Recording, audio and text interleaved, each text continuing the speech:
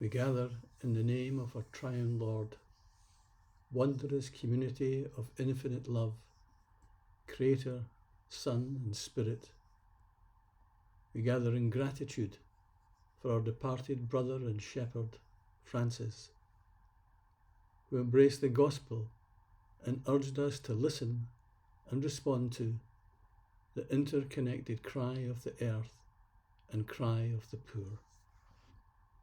We gather to celebrate the 10th anniversary of the gift of Laudato Si and to discern how this Jubilee year can help us to become the pilgrims of hope that our world so urgently desires. We gather in solidarity with our new shepherd, Leo XIV, and seek to walk with him. With the light and the strength of the Holy Spirit, let us build a church founded on God's love, a sign of unity, a missionary church that opens its arms to the world, that proclaims the word, that reads the signs of the times and allows itself to be made restless by history, and becomes a leaven of harmony for humanity. Come, Holy Spirit.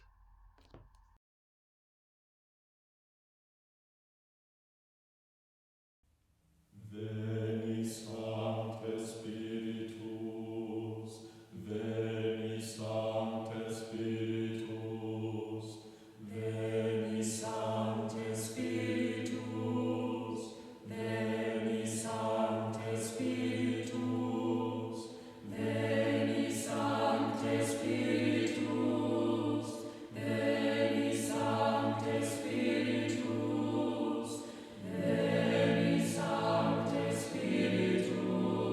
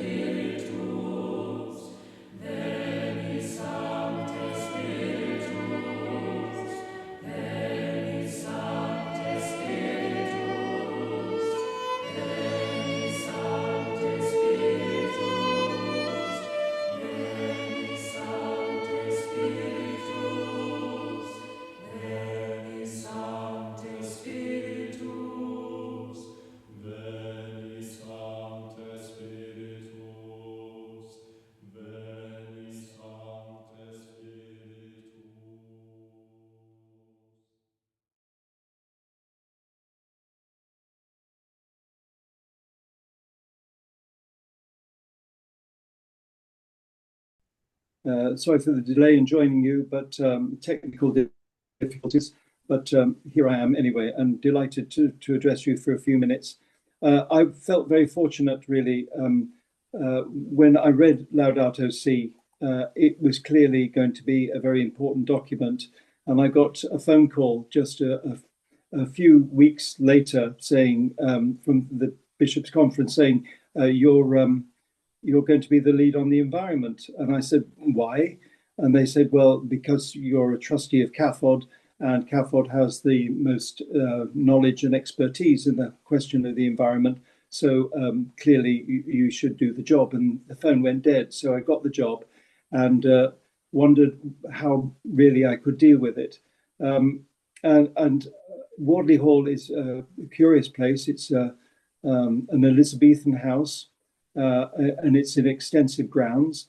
And it was just a conversation I had in 2018 with a character who said, we could use some of the grounds, the extensive grounds that you have, for a Laudato Si centre where people could come and learn simple things about the environment and how they could actually do something practical. And so the Laudato Si Centre was born, and people do come in quite big numbers, really, over 1,000 people this year. And where are we? We're the end of May. And they come for all sorts of possibilities of learning about the environment, learning about growing things, what they can do, even in confined spaces in their own, even small gardens, how they can usefully employ Laudato Si in their private lifestyle, making their own contribution to the repair of the environment by saving water, saving electricity, being careful about waste, eating less meat, particularly red meat, traveling, sharing their transportation. And it's really been a wonderful experiment. And people also come for well-being. Groups of people with various disabilities also find that sense of being in nature and with nature and learning from it can be of real benefit to them. So I'm very pleased, and people take away the ideas, particularly school children who come. They seem to be delighted, and it's lovely to hear them when they're here. They're rushing around and really enjoying themselves and learning a lot, and then taking their ideas back both to their schools, where very often there are extensive grounds that are not being used very productively for environmental areas, and also then they take them to their homes, where I think we've got a degree of education into families. And now this is mainly in primary schools at the moment. We get some secondary schools too, but those primary school children will be growing into secondary school with their enthusiasm for the environment. And I think that we can look to the future with a sense of they are really growing in their knowledge and their enthusiasm for care for our common home. And it seems to me that we have to approach this from all levels. We're not doing very successfully, are we, with changes in industry, nor do I think our politicians are necessarily fully on board. We get the occasional encouraging statement from our politicians that we are aiming for net zero, etc., etc.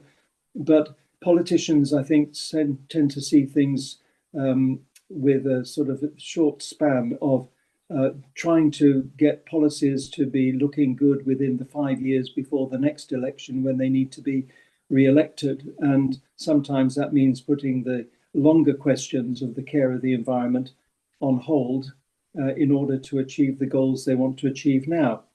So we've got politicians and we've got industry.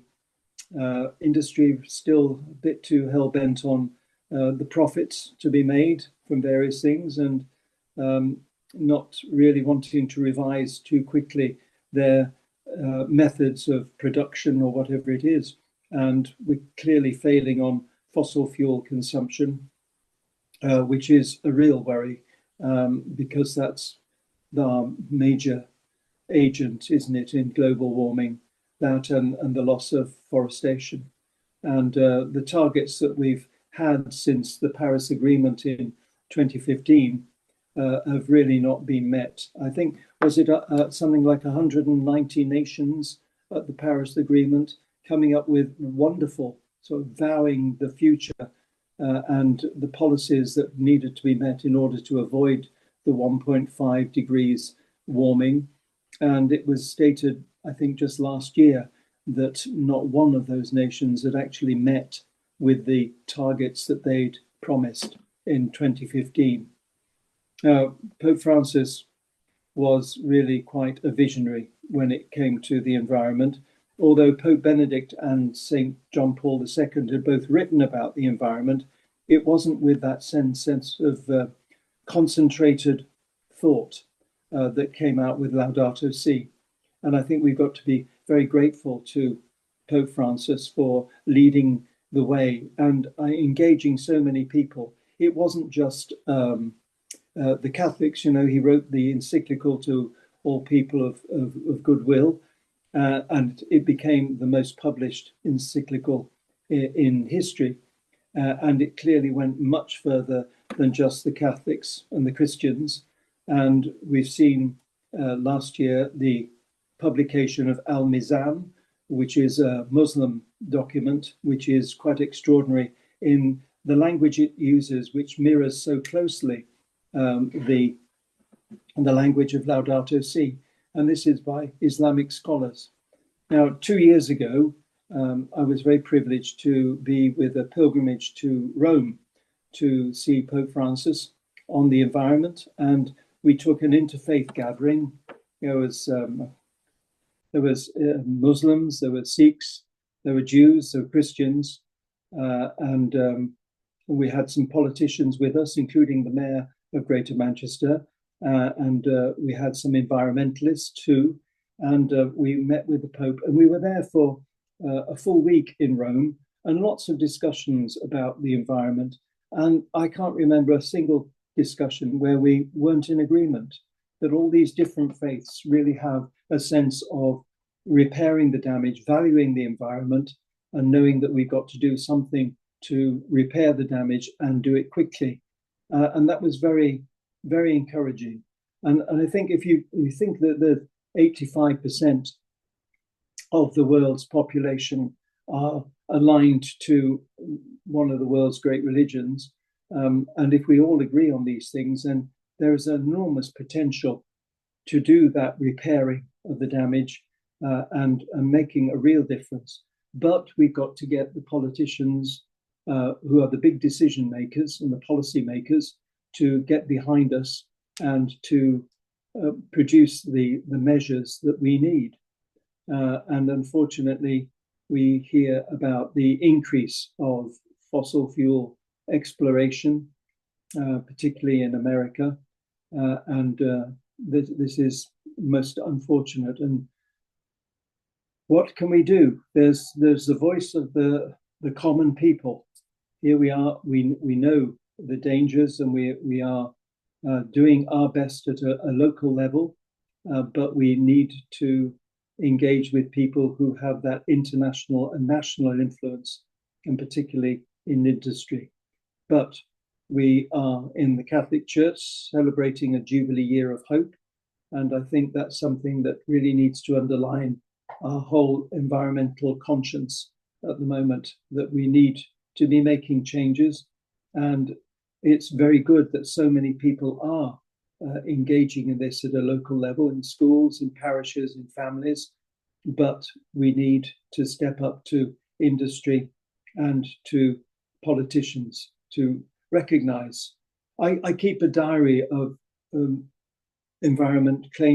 climate change events, just what's broadcast, but of course on the news we don't hear very much of what's actually happening. We have to go onto the internet to find that there are some real climate change events. Even in the last couple of weeks, we've got Australia with its floods, we've got China with flooding, we've got flooding in Italy, in Turin and Calabria, we've got storms in Texas and Florida. and we've got dreadful wildfires in Manitoba, in Canada, and yet these aren't on the news. We're not being made aware of the events that really are threatening so many people. And even today, there's the question here in England of, I think it's 5 different districts have been told that we are now in drought, which is ridiculous. At the end of May, we should be well clear of any question of drought. But it's so early in the year, it's very worrying. And some reports saying that within 10 years, we won't be producing enough drinking water for the nation, which, well, we've got forward planning to do there and a great deal of change to be made.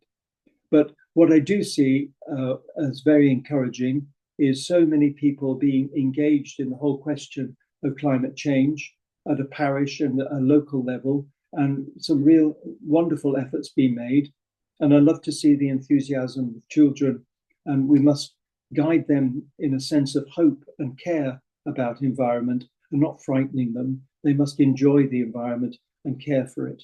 But yes, there is a great deal of good work being done, but we need to make sure that that enthusiasm for care for the environment spreads to a much wider audience and begins to involve more people, more industry, and many more politicians in order that we may preserve our world, care for our common home, and for our brothers and sisters. And I think that probably is what I needed to say to you this evening. I hope maybe something I've said will be helpful to you. Thank you.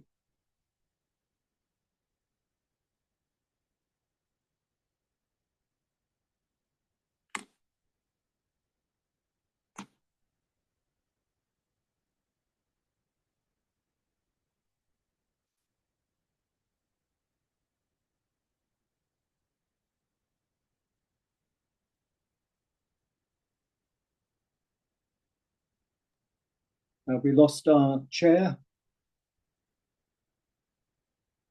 I think we're going to go over to Marion, if that's okay again, and to pick up if anybody wants to add in the light of what Bishop Arnold's kindly shared, put any questions in the chat function again, and Marion will feed them into Bishop Arnold. Thank you. And we actually had questions from people when they were registering for this evening. And one of them is very interesting in view of what you've just been saying, Bishop John. And I'll just read it out to you. It's quite complex. It says, last November, ahead of COP29, Catholic Bishops' Conference of Scotland issued a statement in support of the Fossil Fuel Non-Proliferation Treaty. Is this something that the Catholic Bishops' Conference of England and Wales has considered? Could the Catholic Bishops' Conference of England and Wales and/or Catholic dioceses, such as the Diocese of Salford, support the many countries, cities, faith institutions, healthcare institutions, and 100 plus Nobel laureates supporting a fossil fuel non-proliferation treaty? Is that something that you can expand on, Bishop John? Yeah, well, it's quite a complex question, really. I think we're clear that fossil fuels are a danger, a primary danger to us, and that we have got to somehow reduce the production of and the use of fossil fuels.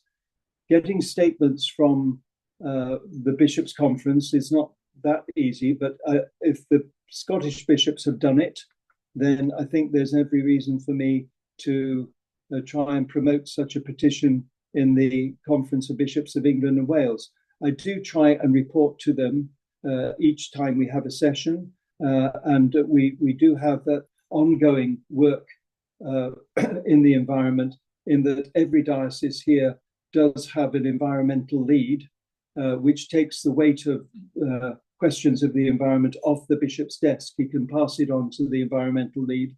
And we've got our Guardians of Creation program, which has been adopted by dioceses throughout England and Wales. which is to do with the whole question of net zero on our buildings, carbon reduction, and that's going quite well. But of course, there are the costs involved, and not every diocese can move to implementing that as quickly as we would like. So yes, I think the petition is very good, and I'm delighted that the Scottish bishops were able to do that. I'm not sure that I would get quite as enthusiastic response within the conference in England and Wales just at the moment, but I can certainly try. They listen to what I report each time, and I usually get some affirming comments. But yes, I've got more work to do, without a doubt, to make the voice of the bishops louder and clearer. Well, we wish you well with that.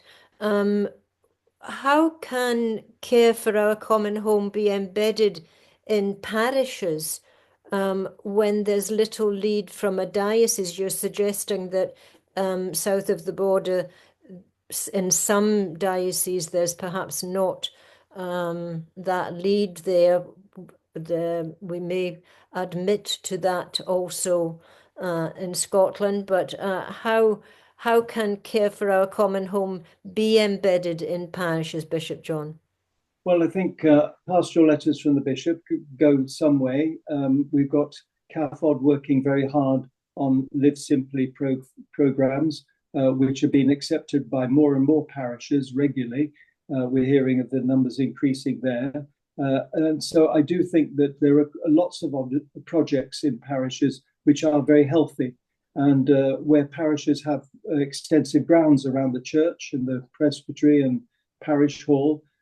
Some of them have been used quite usefully to demonstrate environmental projects, and it's getting people engaged. And I think a lot of people are engaged, increasing numbers, but we've got to be able to lead them with some firm advice and some good advice on exactly the practical things that they can be doing. And that is making progress. But as in all these things, I'm constantly saying to myself, yes, there's progress, but it's not fast enough, and it's not as complete as it needs to be. But we go on pressing to try and get people to be more energetic in their response.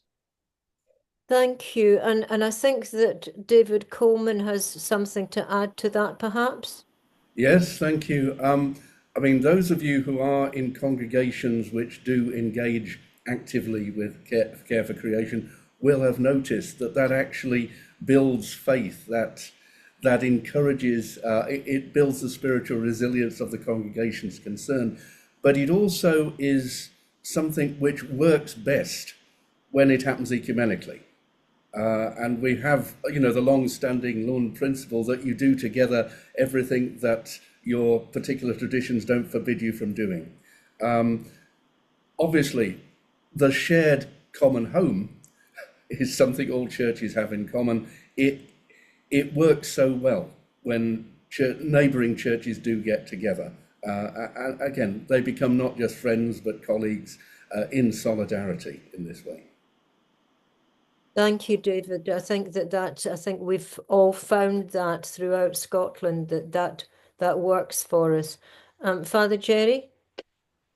Yeah, maybe just two things following on from David. One of the great influences of Pope Francis, I think, has been ecumenically, certainly in Scotland. The ecumenical context has changed in the past 12 years, without a doubt. The bishop went with the moderator to Westminster on a visit a year and a half ago, so that certainly is the case. And we are working closely with the other churches in Scotland and our Net Zero group, which is part of the Scottish Churches Committee, to look at ways we can fund and apply for grants for parishes. But coming back to what Bishop John was saying about a conference signing up, we're lucky, we're a small conference, we're compact. However, we did have a big discussion about signing up to this treaty last year, because obviously our bishop in Aberdeen, of all the bishops in the UK, he's the one who will get a lot of criticism for it. So we had to make it clear in our statement that it would be a just transition. You just can't tomorrow switch off the oil pipes We need to look at ways of transitioning justly, even in Aberdeen, to renewables, because Aberdeen has got plenty of other sources of energy apart from fossil fuels. So the key word was a just transition. I think that was where we managed to get a consensus of our bishops in the conference. Thank you. And I think, Anne-Marie, would you like to add something to that too? Yes, I don't know how helpful this is or not, Bishop John, and to friends that are here from England and Wales. But I think what definitely worked for us, I hope you agree, Father Jerry.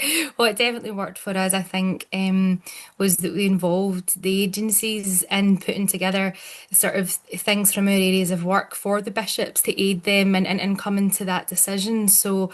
Ben, SCIAF colleague, myself, Andrew, from Justice and Peace, we put together so things, referencing the Laudato Si movement and the Fossil Fuel Non-Proliferation Treaty and sort of things from our areas of work, to evidence, why it would be a good idea and to help, and as I say, to help the bishops sort of come to that decision. But like I said, I don't know in your own circumstance in England and Wales what the relationship is like and things like that with the various agencies and stuff. But I think that's certainly something that helped us here. But as Father Jerry says, that's obviously possible for us because we are compact and we are small, but we were able to sort of come together, sort of using the knowledge from the field, if you like, to then structure that statement and sort of get the bishops to make that, which we're certainly very proud of, I would say.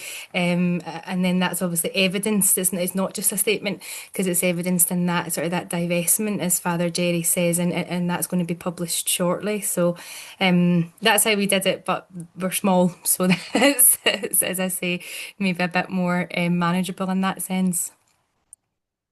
Certainly in Greater Manchester, because Andy Burnham came with us to Rome and was very impressed by the group, we've got some very good policies in the city, particularly on public transport, electric buses and a ceiling fee for the day, which is frozen so people can travel much more cheaply. And that seems to be gathering ground. And I would say also that interfaith trip to Rome caused us all to be thinking across the board. And Pope Francis was magnificent when he met us. And I think everybody came away feeling that we got a common concern and we were working together in an interfaith sense to achieve something. But yes, we're moving ahead. And are we going fast enough? No, but we can't give up trying to convince more people to understand the catastrophe which faces us if we don't act properly. One thing I'm within the Catholic Church, I'm so pleased that the young people are enthusing about the whole question of care for the environment, because I think that is a wonderful road of evangelization, of engaging young people with a sense of spirituality and faith, because it's all there within questions of the environment and our care for our common home.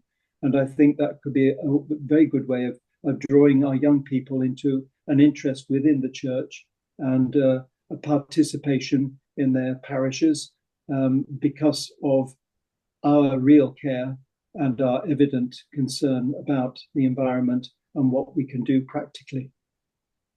Perhaps you can advise those young people and indeed all of us on a question that Kelly has, which is that given politicians tend to look at what can be done during their term of office, how can we hold industry leaders who Kelly suggests tend to be more strategic and long-term to be more accountable and aligned to the message of Laudato Si?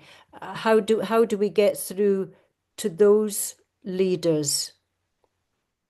Industry is very difficult. It's our industry is based really on profit, and unless an industry is told they cannot do something, the chances are that they're going to go on doing something. And I think it's got to be the politicians who are leading with the policies of how we have ceilings to our carbon output and how we look to reducing them. And then, there are various industries that can change, I'm sure, but it will cost them to do so. But maybe, I don't know.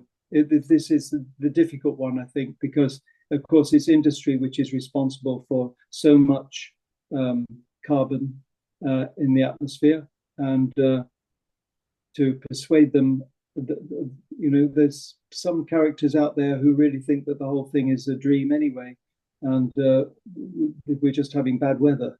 But we've got to do more in the sense of education. But if someone is not listening, it's very difficult to educate them. They've got to be drawn in.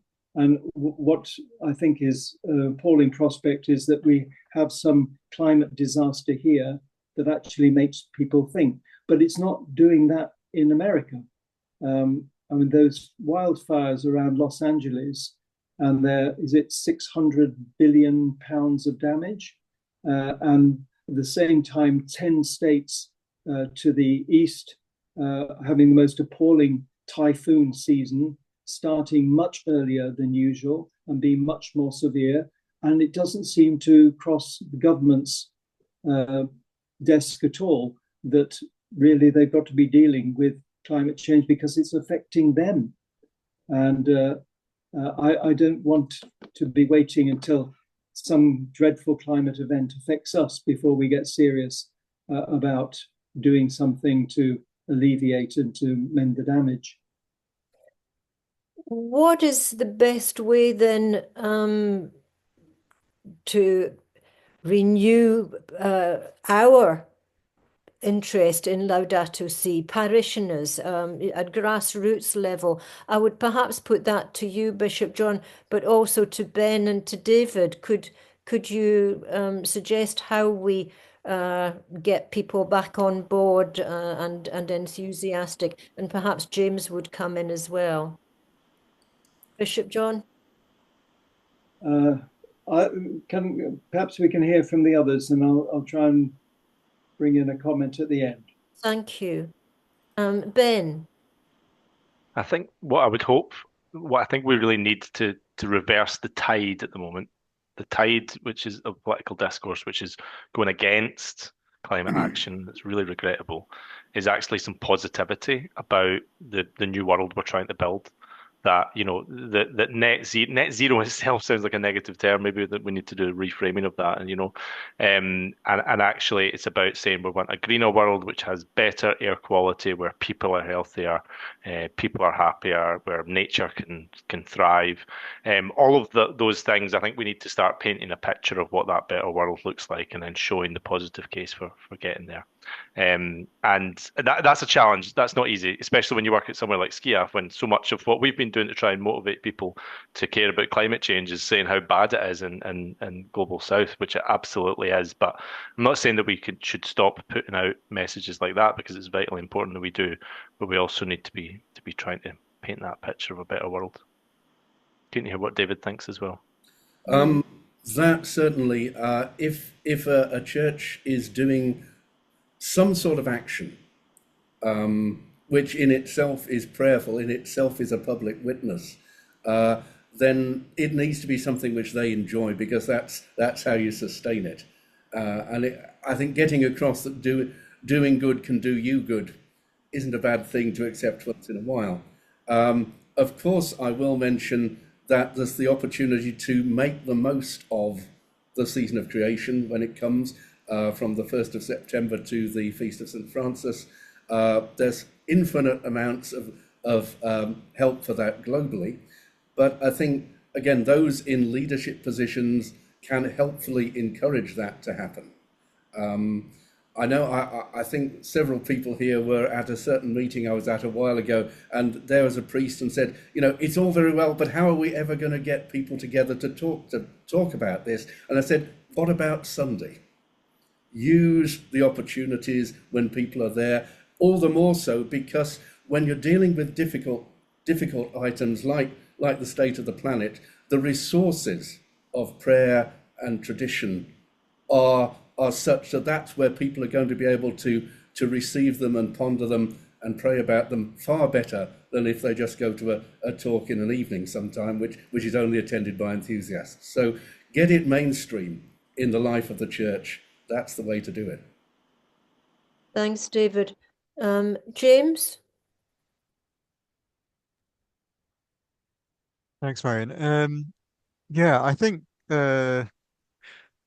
I don't know whether others on the call feel this, but I've certainly heard quite a number of campaigners say, sometimes you can feel like a bit of a lone voice in your parish or in your church, and sort of, well, there's a small group. I think, as David was just talking about, there's a group of enthusiasts, and it's sort of sometimes maybe taking action on climate change can kind of be seen as a sort of, I don't know, a niche issue, or like, something that, if you care about that, you can do it. But it's I think one thing, as Bishop John has said, Pope Francis very much, this has become central to the teaching of the church. And so it's kind of, for all of us, we've all got some small part to play, whatever that is. One really interesting, and I guess in some ways encouraging article from a few weeks ago, some of you might have seen in The Guardian, basically showed that there'd been a big global survey showing that 89% of people want stronger climate action, which maybe comes as a surprise. I'm not sure, but one of the other things about that sort of article and that survey and the sort of was that if you were to ask your average person on the street, do you think that number of people or that proportion of people want to see strong climate action? You probably wouldn't have that impression, and so it was almost perhaps we can sometimes get discouraged because we think other people don't feel as strongly or as passionately as we do, but maybe there's also a sort of silent majority there, or a quiet majority also within our parishes. And so I think I never met Pope Francis in person, but Lorna Gold, Laudato Si Movement's director, met him quite a few times, and she reported on a webinar a few weeks ago that one of the things that he often said to her was take courage, go ahead. And I think, in a sense, that's perhaps something that we can all try to, I think Pope Francis is interceding for all of us now in the work that we're doing. So I think, really to just try to, take courage and to, as I say, you don't necessarily need to be a big group in a parish to make a considerable difference there. So, yeah. So thanks to everyone for all that you're doing locally and at various different levels. Thank you, James. And I'll hand back to Bishop John for a final comment on that, and then I'll go back to hand the whole thing over to Father Jerry. Bishop John. Thank you. No, I think that we can be very positive about this, and there is no doubt that even a small group in a parish can begin to have quite significant influence, introducing practices, and there's all sorts of facilities. What am I thinking about? Lists of things that people can do very simply, and it's just making them aware of those small changes to their life, which really do make an impact, and to spread that among the parish community is a very good way of being positive. I like the idea of being positive about improving our lives, improving the quality of life which we have, and that we can be very positive. That's particularly what I like with the young people who come. They're enjoying the environment, and I think they're communicating that to their families too. And I think probably the bishops could be a bit more vocal in terms of pastoral letters and things to their parishes. I've tried to keep my clergy well aware of environmental concerns and asking them certainly to include in intercessions and to preach on questions of the environment, and hopefully it's having an impact. Certainly, I've been surprised by the diversity of people coming here to the Laudato Si Centre, who are genuinely interested, going away, having learnt things that they can reproduce in their own organizations and their parishes and in their families. And I think that is growing. It's just a question of the urgency and the speed in which people are becoming enthusiastic about caring for our common home and improving the environment in which we live. Thank you so much. And I think that we've all gained a lot of hope from what has been said this evening, and especially by you, Bishop John. I'm going to hand over now to Father Jerry. Thank you. Okay, I think Ben's going to say a few words of thanks. Am I right, Ben? Sure. Yeah, no, happy to do so. Thanks, Marion. Thanks, Father Jerry. Just briefly, just to comment on the discussion we had earlier about the fossil fuel treaty. I mean, I do think from discussions with people on the inside that did have a really important impact in Scotland. The Scottish Government were looking at publishing a new energy strategy at the time, and they were getting a lot of pressure from oil and gas companies in that strategy to change their position on new licenses for oil and gas in Scotland. And that strategy has still not been published. So they've not actually clarified they're continuing their good position on that issue, but at least they've not changed it to a worse one. And the people in the industry, again, I know from conversations, but it won't be a surprise to anyone, have been lobbying hard for this. And the way that the oil and gas industry lobby hard is through caviar and champagne and posh hotels in Aberdeen. And there was a discussion earlier before you joined us, Bishop, about what gives us power. And I think that's a strong example. You know, the power of the church is significant. The moral authority of the church, of the institution, and of the people who the bishops speak on behalf of is very powerful politically still in this country, and that should give us hope. But just turning to my task, which is to thank you, Bishop John. We've not had the pleasure of meeting before. I'm Ben Wilson. I work for SCIAF, but I've followed your work over the years and your leadership on this issue. I'm a close colleague and friend of Neil Thorns from CAFOD, who I know you'll know very well, and you and he have worked on this issue together for a long time. Thank you for your presentation tonight and for your leadership on this issue over the years. I mean, I think you've been very frank and really appreciate your candor about the situation we're in, but also I'm leaving with a real sense of hope, I think, in our collective ability to address this issue and the urgency with which we must do so. I think there was after Pope Francis died and some of the reflections, I've been reflecting that it became quite easy to kind of take for granted just how far we've come since Pope Francis became Pope, but since the publication of Laudato Si. And likewise, I think that we've come a long way, and so far in the UK since the publication of Laudato Si, amongst the faithful, but amongst the politicians and the steps that have been taken so far to address it. And again, we've talked about a lot of those things tonight, and so much of that is thanks to your leadership and many of the other people on this call's leadership as well. And I think again that's reason to be hopeful. So I'll just end with saying thank you for your talk, thank you for your leadership, and to everyone else in this call. I suppose what I'll say is, if we can stand here now and look back 10 years previous and say we have come a long way since the publication of Laudato Si, let's hope that in 10 years further from now we can also look back on this moment, which is quite a crucial moment, I think, in our action on climate change, and feel the same, that we have taken that opportunity and done all we can to address it. And I'll say thank you very much, and I'll pass over to Anne-Marie for the closing prayer.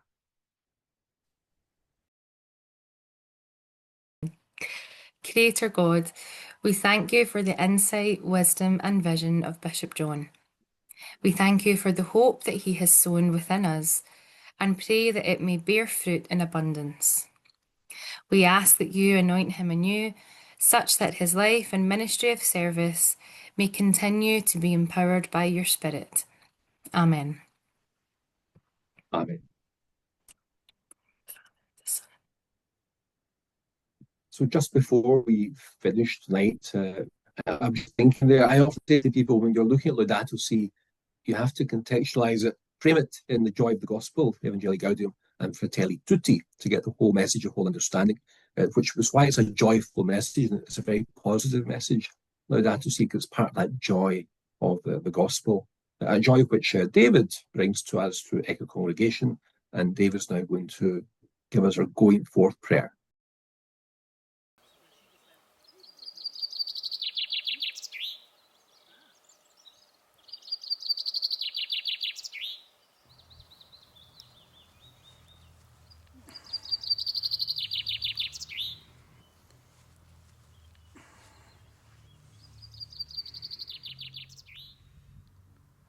May God bless us with discomfort at easy answers, half-truths, and superficial relationships, so that we may live deep within our hearts.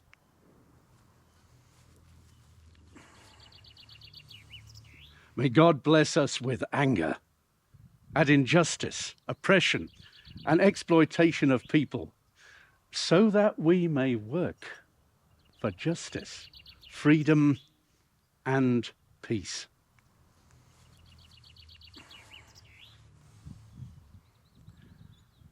May God bless us with tears to shed for those who suffer pain, rejection, hunger, and war, so that we may reach out our hand to comfort them and turn their pain to joy. And may God bless us with enough foolishness to believe that we can make a difference in the world, so that we can do what others claim cannot be done, to bring justice and peace. Peace to Mother Earth and all who inhabit her. Amen.